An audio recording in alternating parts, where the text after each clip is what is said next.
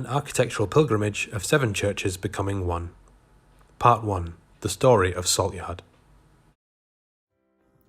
Today, Gorgie, Dalry, Stenhouse Church of Scotland is in charge of the largest single Church of Scotland parish in Edinburgh, and one of the most populous in all of Scotland.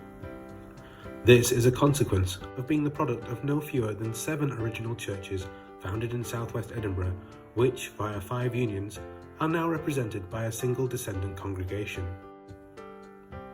In this video, we will take a brief overview of that process from the perspective of the buildings in which generations of the people of Gorgie, Dalry and Stenhouse met, worshipped, attended Sunday school, sang carols, were married, and ultimately remembered in death.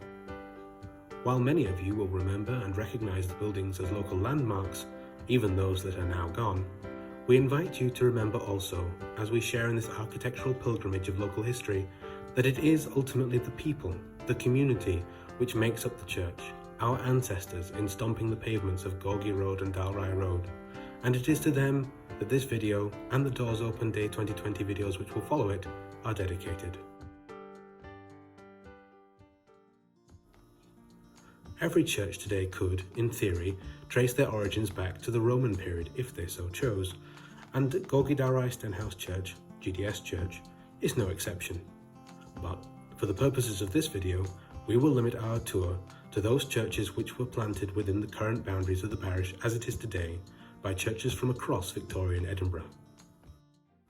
The first of our immediate ancestors was Haymarket United Presbyterian Church, which was formed in November 1871 in a prefabricated iron building on the east corner of Caledonian Place and Dalry Road, now a pizzeria on the ground floor of a typical Dalry tenement, presumably not unlike the unfinished tenement whose gable end collapsed in high winds on the 21st of October 1874 and flattened the little prefab church in a quintessentially Victorian lapse of health and safety. Fortunately, the congregation were not worshipping there at the time and survived to inhabit a new stone-built church at what is now 56 Dalry Road.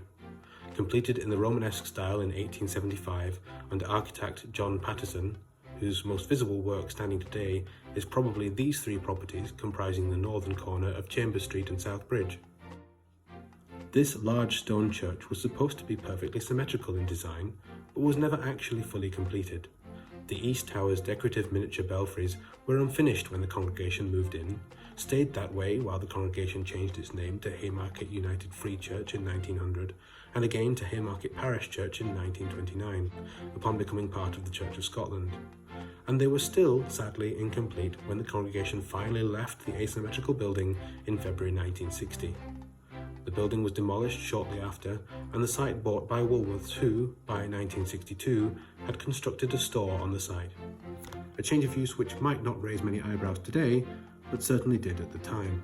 It is recorded that one former parishioner declared while browsing the new shop, I was baptised just over there, at the haberdashery counter. Today, Woolworths is gone too, and replaced by the British Heart Foundation's furniture and electrical charity shop. The people of Haymarket Parish Church did not disappear, of course. They were unified with the congregation of Dalry Parish Church and joined them in their building on the corner of Cathcart Place and Dalry Road, becoming Dalry Haymarket Parish Church. The site, adjacent to Dalry Primary School, was first occupied by the church hall, which was constructed in 1878 as an outreach of St George's Free Church on Shandwick Place. Services of the newly formed Dalry Free Church were held in the hall until the main building, designed by architect Robert Reed Rayburn, was completed in December 1881 in the Gothic style. The building was a notable landmark on the West Edinburgh skyline, with its remarkably steep 130-foot high, needle-like spire and clock which still tells the time for the people of Dalry, even though its original setting is long gone. Like Haymarket United Presbyterian, Dalry Free Church changed its name several times over the years, first in 1900 when it became Dalry United Free Church, and then to Dalry Parish Church in 1929 upon joining the Church of Scotland, and again when unified with Haymarket. A further change in name came in 1973 when Dalry Haymarket Parish Church was unified with St.Bride's Parish Church of Orwell Terrace. St. Bride's Parish Church began as a mission outreach from West Coast Church of Scotland in 1880, though it wasn't until 1898 that they established a mission hall in Orwell Terrace, and an independent minister was appointed. The building, which is now the St.Bride's Community Centre, was designed by Arthur George Sidney Mitchell and George Wilson of Sidney Mitchell and Wilson Architects, whose extensive portfolio includes the Teviot Row Student Union building of the University of Edinburgh, parts of the Royal Infirmary when it was situated at Lauriston Place, and the Church of Scotland's main offices at 121 George Street. This building had its foundation stone laid in 1908 on a site adjacent to the existing hall, and was completed the following year and named St. Bride's Chapel of Ease, remaining under the auspices of Wester Coates Church until 1923, when it became a separate parish in its own right, ultimately forming part of the reunited Church of Scotland in 1929 under the name St. Bride's Parish Church. After the 1973 union with Dalry Haymarket Church, it was decided that the new congregation should take on a new name, as Dalry Haymarket St. Bride's Parish Church was rightly considered too much of a mouthful. The new name chosen was St. Colm's Parish Church, and the decision was ultimately taken to use the Dalry Haymarket building on Cathcart Place for worship, with the St. Bride's building being sold, enabling it to become the community centre and Edinburgh Fringe venue that it is today.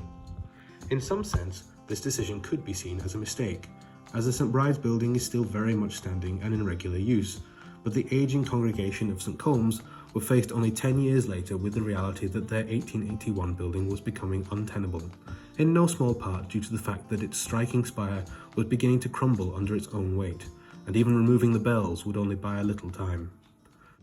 The innovative solution was to engage Gorgie Dalry Housing Association in a project to demolish the old building and develop in its place a new complex of social and sheltered housing, which would be owned and maintained by the Housing Association, while the corner section of the ground floor of the new complex would be retained by the church for their use. Work commenced in 1988 and was completed in 1991. Notably, the original clock was retained in a new, much more modest clock tower and remains there to this day, and although the landmark spire was gone, the unusual cross-shaped window on the corner of the building became a new local landmark in the minds of many, but that itself only lasted for 12 years. The St. Colm's congregation continued to worship in this new space until 2011, when it was unified with Gorgie Parish Church to form Gorgie Dalry Parish Church, which continued to worship in the building outside Tynecastle Stadium. The property on the corner of Cathcart Place and Dalry Road was retained by the church, however, and in 2013 was converted by Gorgie Dalry Church from a place of worship into a community cafe run by staff and volunteers from the church and the community.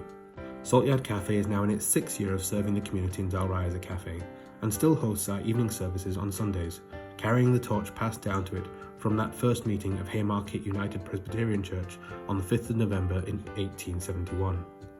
Having been closed due to the COVID-19 pandemic for several months, we are pleased to announce that Saltyard is now open for business on Wednesdays, Thursdays and Fridays, and we hope to return to our usual opening hours in the near future. Do feel free to pop in for a coffee next time you're walking past.